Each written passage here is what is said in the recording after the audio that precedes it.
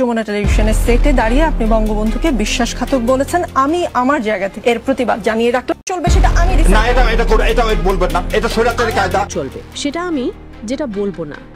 এটা কায়দা দেশপ্রেমিকার ভান ধরে পর্দার আড়ালে আওয়ামী লীগের খেলায় খেলছেন যমুনা টিভির জনপ্রিয় উপস্থাপিকা রোকসানা আঞ্জুমান নিকোলের জন্য। জয়ের কথা বলবেন না, নিকোলের বিরুদ্ধে এই গুরুতর অভিযোগ সামনে এনেছেন।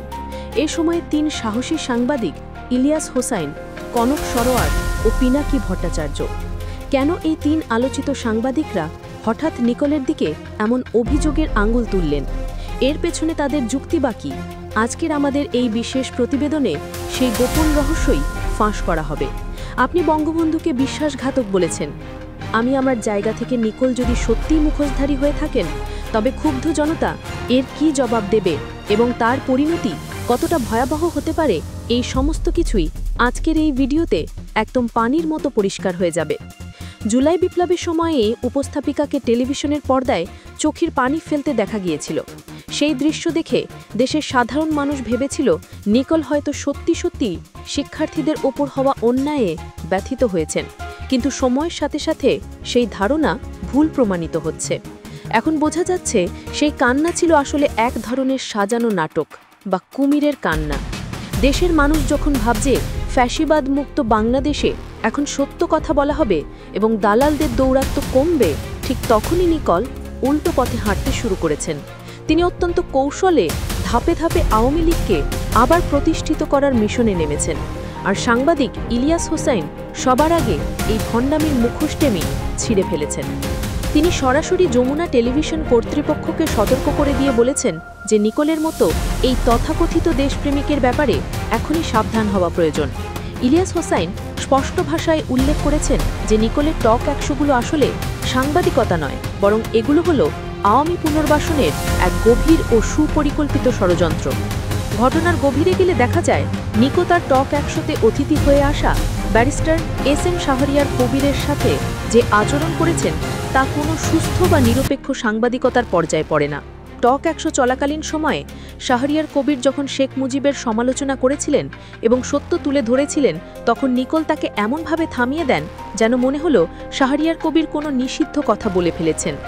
নিকোল অত্যন্ত ধমকে সুরে বলেন, বিজয়ের মাসে ডালিয়ে বঙ্গবন্ধুকে বিশ্বাসঘাতক বলা যাবে না। তিনি নিজেকে এমনভাবে উপস্থাপন করেছেন যেন তিনি শেখ মুজিবের একজন পরীক্ষিত সৈনিক বা দলীয় কর্মী, অথচ তিনি বসে আছেন একটি নিরপেক্ষ টেলিভিশনে সংবাদ উপস্থাপিকা চেয়ারে। শাহরিয়ার কবির অবশ্যই অপমানে দমে যাননি। তিনি মুখের ওপর বলে দিয়েছেন যে অনুষ্ঠান কিভাবে চালাতে হবে সেটা নিকোল তাকে শেখাতে পারেন না। তিনি নিকোলের এই আচরণকে স্বৈরাচারী কায়দায় বলে আখ্যায়িত করেছেন। একজন অতিথির সাথে এমন অপমানজনক এবং আক্রমণাত্মক আচরণ কেবল তখনই সম্ভব যখন উপস্থাপিকার মাথায় কোনো নির্দিষ্ট দলের এজেন্ডা বা নির্দেশ কাজ করে। সোশ্যাল মিডিয়ায় এখন আগুনের মতো ছড়িয়ে পড়েছে জনপ্রিয় অনলাইন অ্যাক্টিভিস্ট পিনাকি ভট্টাচার্যের মন্তব্য। পিনাকি ভট্টাচার্য বরাবরই সোজাসাপটা কথা বলতে পছন্দ করেন। তিনি স্পষ্টভাবে বলেছেন যে নিকোল রেড লাইন ক্রস করেছেন, অর্থাৎ সব কিছুর একটা সীমা থাকে, কিন্তু নিকোল সেই সীমা লঙ্ঘন করে ফেলেছেন। পিনাকি মনে করেন নিকোলের এই দৃশ্যটা কোনোভাবে ক্ষমার যোগ্য নয়।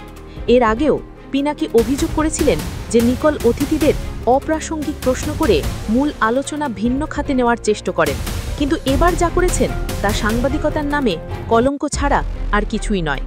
তিনি আসলে সাংবাদিকতার সাইনবোর্ড ব্যবহার করে ভেতরে ভেতরে আওয়ামী লীগের দালালি করছেন। পিনাকি, ইলিয়াস এবং কনক সরকারের মতো ৩ জন হেভিওয়েট সাংবাদিক ও জনমত গঠনকারী যখন একযোগে কারোর বিরুদ্ধে আঙুল তোলেন, তখন বুঝতে হবে দাল মে কুছ কালা হ্যায়। তা দেখতে পাচ্ছেন যে নিকোল কিভাবে ধীরে ধীরে ফ্যাসিবাদের পক্ষে জনমত তৈরি করার অপচেষ্টা চালাচ্ছে। নিকোলের ভোল পাল্টানো দেখে দেশের সচেতন মহল আজ অবাক হয়েছে। জুলাই মাসে যখন ছাত্রদের ওপর গুলি চলছিল তখন তিনি মায়া কান্না কেঁদেছিলেন, আর আজ যখন সেই খুনি হাসিনা ছাত্র জনতার তোপের মুখে দেশ ছেড়ে পালিয়েছে, তখন নিকোল সেই খুনিদের ভাবমূর্তি বাঁচাতে মরিয়া হয়ে উঠেছেন। তিনি তার টক ১০০তে এমন সব অতিথিদের বেছে বেছে নিয়ে আসছেন যারা চিহ্নিত আওয়ামী দোসর হিসেবে পরিচিত। এর মধ্যে অন্যতম হলেন মাসুদ কামাল। এই মাসুদ কামালের বিরুদ্ধে গুরুতর অভিযোগ রয়েছে যে তিনি ভারতীয় এজেন্ডা বাস্তবায়ন করেন এবং আওয়ামী লীগের পক্ষে কথা বলেন। নিকল নিয়মিত মাসুদ কামালকে তার 100তে জায়গা করে দেন। মাসুদ কামাল যখন কথা বলেন তখন মনে হয় ওবায়দুল কাদের বা হাসান মাহমুদ কথা বলছেন। আর নিকল খুব চতুরতার সাথে মাসুদ কামালকে দিয়ে বর্তমান সরকারের সমালোচনা করেন এবং পরোক্ষভাবে বোঝাতে চান যে এর চেয়ে আগের সরকার ভালো ছিল। এই দুইজন মিলেই টক 100 টেবিলে বসে ঘণ্টার পর ঘণ্টা এই ষড়যন্ত্রমূলক আলোচনা চালিয়ে যাচ্ছেন। নিকল মাসুদ কামালকে উস্কে দেয় যাতে আরও বেশি করে বিতর্কিত মন্তব্য করতে পারে এবং বর্তমান সরকারকে বেকায়দায় ফেলতে পারে। অন্যদিকে ধানমন্ডি 32 নম্বর বাড়ি ভাঙার ঘটনা নিয়েও নিকল তার আসল রূপ দেখেছেন। 24-এর গণ অভ্যুত্থানের পর বিক্ষুব্ধ জনতা যখন শেখ মুজিবের বাড়ি ভেঙে গুড়িয়ে দিল তখন সেটা ছিল সাধারণ মানুষের দীর্ঘদিন জমান ক্ষোভের বহিঃপ্রকাশ। কিন্তু নিকল সেটা মানতে নারাজ। তিনি তার অনুষ্ঠানে বিএনপি নেত্রী ব্যারিস্টার রুমিন ফারহানাকে আমন্ত্রণ জানান এবং দুজনে মিলে এই ঘটনাকে মব জাস্টিস বলে আখ্যায়িত করেন। রুমিন ফারহানা বলেন যে 24 থেকে 48 ঘণ্টা ধরে বাড়িটি ভাঙা হয়েছে, যা বিভৎস বাজে। তখন নিকল মাথা নেড়ে সায় দান এবং সম্মতি জানান। তিনি একবারও বললেন না যে এই বাড়িটি ছিল ফ্যাসিবাদের আঁতুর ঘর। তিনি একবারও বললেন না যে এই বাড়ি থেকেই হাজার হাজার মানুষকে গুম করার নির্দেশ দেওয়া হতো। অথচ তিনি শুধু দেখলেন বাড়ি ভাঙা হচ্ছে। তিনি খুব কৌশলে বিপ্লবীদের অপরাধী বানানোর চেষ্টা করলেন। নিকল দেখাতে চাইলেন যে 32 নম্বর বাড়িতে হামলা করাটা একটা অন্যায় কাজ হয়েছে, কিন্তু তিনি ভুলে গেছেন যে জনগণ তাদের ক্ষোভের থেকেই কাজটা করেছে। নিকলের এই অবস্থান প্রমাণ করে যে তিনি জনগণের সেন্টিমেন্টে তোয়াক্কা করেন না, বরং তিনি তার প্রভুদের খুশি করতেই ব্যস্ত। বর্তমান অন্তর্কালীন সরকারের ছাত্র উপদেষ্টাদের নিয়েও নিকলের চুলকানির শেষ নেই।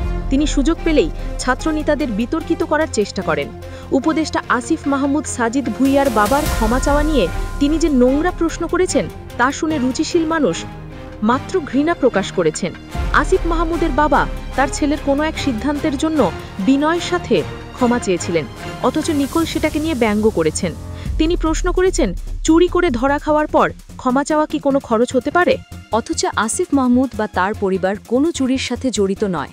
নিকল খুব নোংরাভাবে শব্দের খেলা খেলে মানুষের মনে বিভ্রান্তি তৈরি করার চেষ্টা করেছেন, কারণ তার মূল উদ্দেশ্যই হলো ছাত্রনেতাদের ইমেজ নষ্ট করা। তিনি চান মানুষ যেন মনে করে যে এই ছাত্রনেতারা আসলে কোনো কাজের না। এর মাধ্যমে তিনি পরোক্ষভাবে সেই পতিত স্বৈরাচারকে মহিমান্বিত করতে চান এবং বোঝাতে চান যে তাদের বিকল্প নেই। তিনি বর্তমান সরকারের পান থেকে চুন খসলেই সেটা নিয়ে চিৎকার চেঁচামেচি শুরু করেন, কিন্তু হাসিনার আমলে মেগা দুর্নীতি নিয়ে তিনি অদ্ভুতভাবে নীরব থাকেন। তার এই দ্বিমুখী আচরণই প্রমাণ করে যে তিনি আসলে কার হয়ে কাজ করছেন। এছাড়াও নিকল জামাতে ইসলামী এবং বিএনপি বিরুদ্ধে উস্কানিমূলক প্রশ্ন ছুড়ে দেন, কিন্তু আওয়ামী লীগের প্রসঙ্গ এলে তিনি একেবারে চুপ হয়ে যান। তার এই নমনীয়তায় বলে দেয় তার শেকড় আসলে কোথায় পোতা আছে। নিকলের সিলেক্টিভ জার্নালিজম, বেছে বেছে খবর প্রচারের বিষয়টি এখন সবার কাছে ধরা পড়ে গেছে। জনপ্রিয় সাংবাদিকরা বলছেন, নিকল মনে করেন আওয়ামী লীগ ছাড়া দেশে সুষ্ঠু নির্বাচন সম্ভব নয়। তিনি হাসিনাকে এখনও উপসংহার নেত্রী হিসেবে প্রতিষ্ঠা করার চেষ্টা চালিয়ে যাচ্ছেন। 24 পরবর্তী সময় যখন খুনি হাসিনার বিচার দাবি করা হচ্ছে, তখন নিকল চেষ্টা করছেন হাসিনাকে আবার রাজনীতিতে ফিরিয়ে আনার ক্ষেত্র প্রস্তুত করতে।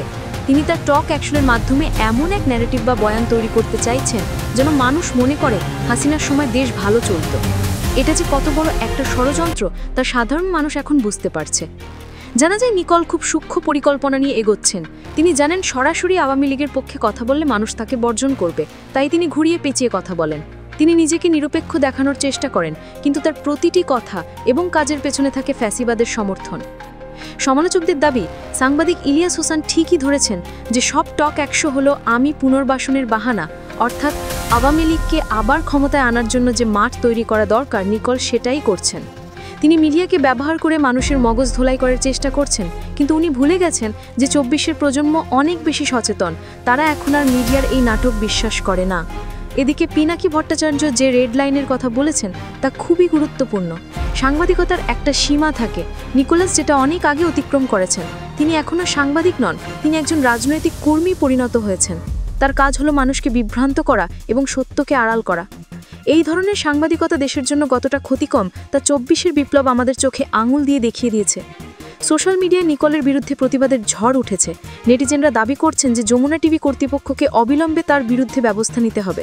মানুষ বলছে, মুক্তোর মতো শহীদরা আমাদের জন্য জীবন দিয়েছেন, তাদের রক্তের সাথে বেইমানি করেছেন নিকল। মুখ তো আমাদের জন্য পানি রেখে গিয়েছিলেন, আর নিকোল সেই পানির বোতলের পাশে বসে ফ্যাসিবাদের গুণগান গাইছেন। এটা কোনোভাবেই মেনে নেওয়া যায় না। নিকোলের মতো মুখোশধারীদের যদি এখনই থামানো না হয়, তাহলে তা দেশের বড় ক্ষতি করে ফেলবে। তার ভেতর থেকে ষড়যন্ত্র করে বিপ্লবকে ব্যর্থ করার চেষ্টা করবে। নিকোল এখন যমুনা দেবী স্টুডিওতে আওয়ামী লীগের অলিখিত পার্টি অফিস বানিয়ে ফেলেছেন।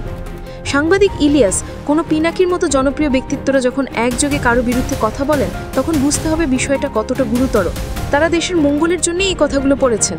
তারা দেখতে পাচ্ছেন চোখের সামনে কিভাবে আবার ষড়যন্ত্রের জাল বোনা হচ্ছে। নিকোল সেই জালেরই একজন মূল কারিগর। পরিশেষে বলা যায়, রুকসানা জান্নাত সাংবাদিকতার আড়ালে যে নোংরা খেলা খেলছেন, তা অত্যন্ত বিপজ্জনক এবং রাষ্ট্রবিরোধী। এখন দায়িত্ব জনগণের এবং যমুনা টিভি কর্তৃপক্ষের। যমুনা টিভি যদি তাদের গ্রহণযোগ্যতা ধরে রাখতে চায়, তাহলে অবিলম্বে নিকোলের বিরুদ্ধে ব্যবস্থা নিতে হবে। আর যদি তারা সেটা না করে, তাহলে মানুষ ধরে নেবে যে তারা ওই ষড়যন্ত্রের অংশ। তথ্যের জগতে সত্যের অনুসন্ধান করতে গিয়ে নিকোলের মতো মুখোশধারীকে চিনে রাখা জরুরি।